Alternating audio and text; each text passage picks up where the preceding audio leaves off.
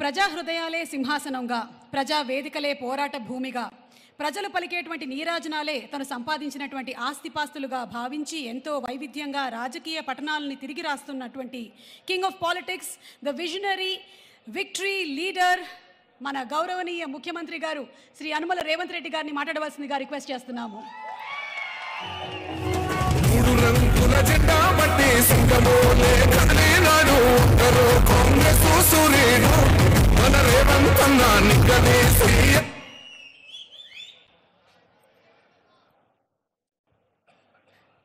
మిత్రులారా,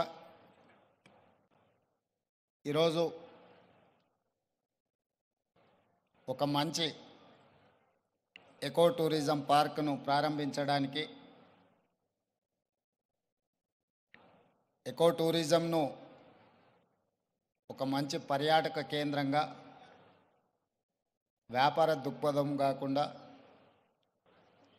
ఒక పర్యాటక క్షేత్రంగా తయారు చేసి రామ్దేవ్ గారు దాదాపుగా 25 సంవత్సరాల తన అనుభవాన్ని, ఆదాయాన్ని ఈ 150 ఎకరాలలో ఒక మంచి పార్కును ఏర్పాటు చేసి ఈ కార్యక్రమ ప్రారంభోత్సవానికి నాతో పాటు మెగాస్టార్, కేంద్ర మాజీ మంత్రివర్యులు, మనందరి అభిమాన నాయకుడు చిరంజీవి గారిని ప్రత్యేకంగా ఆహ్వానించి, అదేవిధంగా తెలంగాణ మంత్రివర్యులు జూపల్లి కృష్ణారావు గారిని, అదేవిధంగా చీఫ్ విప్ శాసనమండలి పట్నం మహేందర్ రెడ్డి గారిని, లోక్సభ సభ్యులు మిత్రుడు సీఎం రమేష్ గారిని, రాజ్యసభ సభ్యులు అనిల్ కుమార్ యాదవ్ గారిని, శాసనసభ్యులు మల్రెడ్డి రంగారెడ్డి గారిని, స్థానిక శాసనసభ్యులు కాలే యాదయ్య గారిని, ఇతర రంగారెడ్డి జిల్లా నాయకులందరినీ ఆహ్వానించి ఒక మంచి కార్యక్రమాన్ని ఏర్పాటు చేయడం జరిగింది. వాస్తవంగా మా ప్రభుత్వం ఏర్పడిన తర్వాత అధికారులతో, మంత్రులతో చర్చించి తెలంగాణ రాష్ట్రం ఐటీ, ఫార్మా రంగాలలో రాణించడం, ఇన్ఫ్రాస్ట్రక్చర్ రంగాలలో దేశంలోనే ప్రముఖ సంస్థలు తెలంగాణ రాష్ట్రం నుంచి ఈరోజు నిర్మాణ రంగంలో రాణించినాయి. ఇక తెలంగాణ రాష్ట్రానికి కావాల్సింది temple tourism, health tourism, eco tourism. ఒక రాష్ట్రం యొక్క ఆదాయం పెరగాలి, ఒక రాష్ట్రానికి గుర్తింపు రావాలి అని అంటే పరిశ్రమలు, పెట్టుబడులే కాదు, ఆ రాష్ట్రంలో ఉన్న టెంపుల్ టూరిజం, ఎకో టూరిజమే ఆ రాష్ట్రం యొక్క ఆదాయాన్ని పెంచడమే కాకుండా రాష్ట్రం యొక్క గుర్తింపు, గౌరవాన్ని కూడా పెంచుతుంది. ఈరోజు మనకు సంబంధించిన మిత్రులు కావచ్చు, బంధువులు కావచ్చు, చాలామంది వాళ్ళ పిల్లల పెళ్ళిళ్ళు చేయాలన్నా, శుభ కార్యక్రమాలు ఏమైనా చేయాలి అని అంటే మన ప్రాంతం కాకుండా రాజస్థాన్కో లేకపోతే ఇతర దేశాల్లోకి వెళ్ళి అక్కడ కార్యక్రమాలు చేసుకుంటున్నారు. దానికి ప్రధానమైన కారణం ఆ ప్రాంతంలో ఉండే టెంపుల్ టూరిజం, అదేవిధంగా ఎకో టూరిజం. వీటితో పాటు ఎవరిని కదిలిచ్చినా మన వాళ్ళని బెంగళూరు జిందల్లో జాయిన్ అయినని కొంతకాలము అని చెప్పి చెప్తూ ఉంటారు. మనం ఈరోజు మందిరాలను దర్శించుకోవాలంటే తమిళనాడుకో ఇతర రాష్ట్రాలకో వెళ్తున్నాం. ఫారెస్ట్లో ప్రకృతి సహజ వనరులను చూడాలి అంటే మధ్యప్రదేశో లేకపోతే ఇతర రాష్ట్రాలకు వెళ్తున్నాం. అదేవిధంగా హెల్త్ టూరిజం విషయంలో కూడా మనం ఎక్కడెక్కడికో వెళ్ళాల్సిన పరిస్థితి. కానీ అన్ని సహజ వనరులు ఉన్న తెలంగాణ రాష్ట్రంలో ఇప్పటి వరకు ప్రభుత్వాల దృష్టి ఈ హెల్త్ టూరిజం మీద, ఎకో టూరిజం మీద, టెంపుల్ టూరిజం మీద ఫోకస్ లేకపోవడం వల్ల అద్భుతమైన ఆలయాలు ఉన్న తెలంగాణ రాష్ట్రం, అది 1000 స్తంభాల గుడి కావచ్చు, యునెస్కో గుర్తింపు పొందిన రామప్ప మందిరం కావచ్చు, లేకపోతే శ్రీశైలం కావచ్చు, రాజన్న వేములవాడ రాజన్న మందిరం కావచ్చు, ఇట్లాంటి చాలా మందిరాలు, ప్రపంచ ప్రఖ్యాతిగాంచిన మందిరాలు మన దగ్గర ఉన్నాయి. ఈరోజు కవాల్ కావచ్చు, tiger reserve forest, Nallamala tiger reserve forest కావచ్చు, జూపల్లి కృష్ణారావు గారు ప్రాతినిధ్యం వహిస్తున్న కొల్లాపూర్ ప్రాంతం, నల్లమల అటవీ ప్రాంతం, కృష్ణానది జలాలు ప్రవహిస్తున్న ప్రాంతం, అక్కడ మందిరాలకు, అక్కడ ప్రకృతి సహజ వనరులకు కొదవలేదు. మల్లెల తీర్థం లాంటి ప్రాంతాలు మన దగ్గర ఉన్నాయి. కానీ వీటికి ఇవ్వాల్సినంత ప్రాధాన్యత, తీసుకురావాల్సినంత గుర్తింపు తీసుకురాకపోవడం వల్ల మన రాష్ట్రంలో temple tourism, eco tourism, health tourism వెనుకబడుతున్నది. ఈరోజు ఎకో టూరిజంలో టూరిజం పాలసీని ఈ మధ్యలోనే శాసనసభలో మనం చర్చించినాం. దానికి మంత్రి జూపల్లి కృష్ణారావు గారే ఆ పాలసీ తయారులో కీలక పాత్ర పోషించారు. రాబోయే కొద్ది రోజుల్లో టూరిజం పాలసీని తీసుకొచ్చి టూరిజం పాలసీలో ఎకో టూరిజంను ప్రోత్సహించాలని ఈరోజు మన ప్రభుత్వం ముందుకు వెళ్తున్నది. కానీ ప్రభుత్వానికంటే ముందే ఎకో టూరిజం ఈరోజు రామదేవరావు గారి ఏర్పాటు చేసిన 150 ఎకరాలలో ఒక అద్భుతాన్ని సృష్టించిండు. ఈ అద్భుతం వారికి ఒక్కరికి ఆదాయం తెచ్చిపెట్టేది కాదు, రాష్ట్రానికి కూడా ఆదాయం తెచ్చిపెడుతుంది, రాష్ట్రానికి కూడా గుర్తింపు, గౌరవం తెచ్చిపెడుతుంది. ఈరోజు మనం మొక్కలు కొనాలంటే గోదావరి జిల్లాలకు వెళ్ళాల్సిన పరిస్థితి. ఎవరైనా జూబ్లీ హిల్స్, బంజారా హిల్స్ లేదా ప్రముఖులు ఎవరైనా ఇల్లు కట్టుకుంటున్నారు అని అంటే గోదావరి జిల్లాల నుంచి మొక్కలు తెప్పించుకునే పరిస్థితి నుంచి ఈరోజు వికారాబాద్ చెవెళ్ళ ప్రాంతం నుంచే ఎవరు ఇల్లు కట్టుకోవాలన్న, ఇంతకుముందు పెద్దలు చిరంజీవి గారు చెప్పారు, 20 సంవత్సరాల క్రితమే వాళ్ళు ఇల్లు కట్టుకున్నప్పుడు జూబ్లీ హిల్స్లో ఒక ప్రత్యేకమైన మొక్కల్ని పెట్టాలి అంటే రామ్దేవ్ గారి దగ్గర నేను తీసుకున్నాను. ఇది ఇంకా అభివృద్ధి పదం వైపు నడవాలి. ఈరోజు ఇక్కడ జరిగిన అభివృద్ధి ఇక్కడ మన కళ్ళకు కనిపిస్తున్నది 30%. నేను అనుకోవడం ఇంకొక సంవత్సరంన్నర తర్వాత ఇది ఒక అద్భుతమైన పర్యాటక క్షేత్రంగా మారుతుంది అనడంలో ఎలాంటి సందేహం లేదు. ఖచ్చితంగా ఇది ఆ దిశగా రాణిస్తుంది.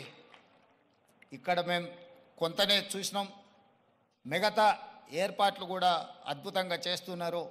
దీంతో పాటు ఇంతకుముందే మా యాదయ్య గారు చెప్తున్నారు, వికారాబాద్కి హవా లాఖో రూపాయి కా దవా అని. వికారాబాదులో ఉన్న అడవిని ఆనాడు నిజాం సర్కార్ మెడిసినల్ ప్లాంట్స్ పెట్టి మీకు మొత్తం తెలంగాణ రాష్ట్రంలో ఉండే టెంపరేచర్ కంటే చిరంజీవి గారు వికారాబాద్లో వికారాబాద్ అటవీ ప్రాంతంలో 2-3% టెంపరేచర్ తక్కువ ఉంటుంది. లెప్రసీ వచ్చిన వీళ్ళని తీసుకొచ్చి ఇక్కడ వికారాబాద్ ప్లాంటేషన్ అక్కడ వదిలేస్తే 2 monthsలో ఆటోమేటిక్ ఏ ట్రీట్మెంట్ అవసరం లేదు. ఇక్కడ ఉండే ప్రకృతి సహజ వనరుల వల్ల వాళ్ళకి ఆ రోగం నివారించబడుతుంది. గతంలో మెడికల్ ట్రీట్మెంట్ లేనప్పుడు ఎవరికైనా లెప్రసీ వస్తే వాళ్ళ కుటుంబ సభ్యులను ఇక్కడ తీసుకొచ్చి వికారాబాద్లో వదిలేస్తే 2-3 నెలల తర్వాత వాళ్ళని మళ్ళీ తీసుకెళ్తే వాళ్ళు టీబీకి సంబంధించి ఏ సమస్య వచ్చినా ఇక్కడ ఆ కుటుంబ సభ్యులను వదిలేసిపోతే 2-3 నెలలలోనే ఆటోమేటిక్ ఇక్కడున్న ప్రకృతి సహజ వనరులతో వాళ్ళకి తగ్గిపోయేది. అంటే ఈ ప్రాంతానికి ఒక ప్రత్యేకత ఉన్నది. అందుకే ఈరోజు జిందాల్ లాంటి వాటికి ఎక్కడికో వెళ్ళడం కాదు, ఇక్కడనే పెద్ద పరిశ్రమలకు సంబంధించిన వ్యక్తులు తొందరలోనే ఇక్కడ పెద్ద ఎత్తున ఏర్పాటు చేయబోతున్నారు వికారాబాద్ ప్రాంతంలో. మొన్ననే దావోస్లో అగ్రిమెంట్ చేయడం జరిగింది.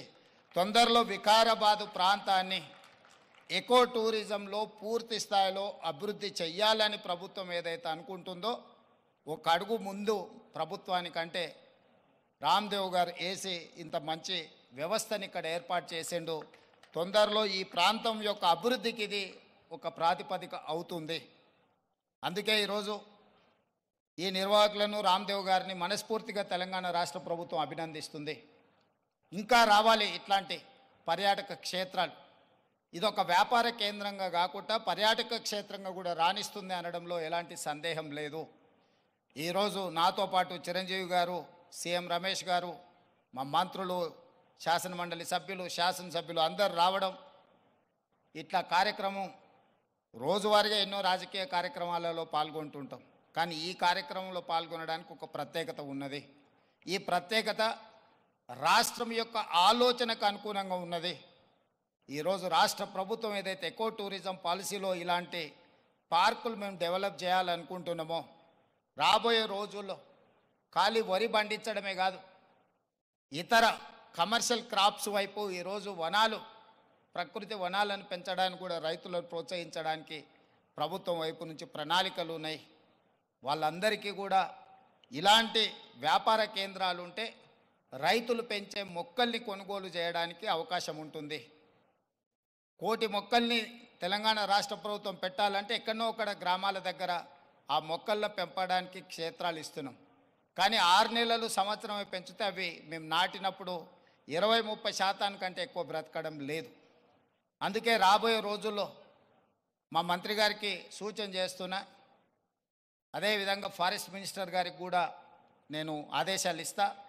2-3 సంవత్సరాలు పెంచిన మొక్కల్ని తీసుకెళ్ళి నాటితే మొక్కలు బతకడానికి ఎక్కువ అవకాశం ఉంటుంది. కానీ మరి రైతు 2-3 సంవత్సరాల ఆదాయం లేకుండా ఉండాలి అని అంటే రైతు బ్రతకం కూడా కష్టమవుతుంది. అందుకే దానికి తగ్గట్టుగా ధర చెల్లించి రాష్ట్ర ప్రభుత్వమే కొనుగోలు చేసి రాష్ట్ర ప్రభుత్వం నాటే హరితహారం మొక్కల్ని 3 సంవత్సరాలు 4 సంవత్సరాలు పెంచిన పెద్ద మొక్కల్ని నాటితే అది ఒక్క సీజన్లో మనం కాపాడుకోగలిగితే చాలు, అది తప్పకుండా చెట్టుగా వృక్షంగా మారే అవకాశం ఉంటుంది. అందుకే రాబోయే రోజుల్లో ప్రభుత్వం యొక్క విధి విధానాలను చర్చించుకొని వాటిని సవరించుకొని తెలంగాణ రాష్ట్రాన్ని ఒక ప్రకృతి వనంగా మార్చాలని. అక్కడ రామయ్య గారు ఉన్నారు, ఒక సామాన్యమైన రైతు. మీరందరూ వారు ఎవరో అనుకోవచ్చు. రామయ్య గారు ఆయన ఒక వ్యవసాయ కుటుంబం నుంచి వచ్చి మొక్కలు నాటే కార్యక్రమంలో భారత ప్రభుత్వం వారికి పద్మశ్రీ అవార్డు ఇచ్చింది. చిరంజీవి గారు రాణిస్తే చిరంజీవి గారికి పద్మభూషణ్ ఏ విధంగా ఒక రంగంలో రాణిస్తే ఇచ్చిండ్రో, ఒక రైతుకు కూడా మొక్కలు నాటడంలో రాణించినందుకు రామయ్య గారికి ఆ గుర్తింపు వచ్చింది. ఖమ్మం జిల్లాలో ఒక మారుమూల ప్రాంతంలో ఉండే ఒక వ్యవసాయ రైతు మొక్కలు నాటడం వల్ల పద్మశ్రీని సాధించిండు. అంటే ఒక కమిట్మెంట్, డెడికేషన్ ఉంటే ఈ ప్రభుత్వాలు గుర్తిస్తాయి, ప్రోత్సహిస్తాయి. రామయ్య గారు లాంటి వాళ్ళని మనం ఆదర్శంగా తీసుకోవాలి. అందుకే ఈ మధ్యకాలంలో కేంద్ర ప్రభుత్వాన్ని కలిసినప్పుడు మాకే నాంపే ఎక్ పేట్ అంటే తల్లి పేరు మీద విద్యార్థులందరూ ఒక మొక్కను నాటి దాన్ని సంరక్షించాలనే ఒక విధానాన్ని ముందుకు తీసుకొస్తున్నాము. ప్రతి విద్యార్థి తమ కన్న తల్లి పేరు మీద ఒక మొక్క నాటి ఆ స్కూల్లో ఆ మొక్కను కాపాడితే కొన్ని లక్షలాది కోట్లాది మొక్కల్ని ప్రతి సంవత్సరం మనం పెంచుకుంటూ పోవచ్చు.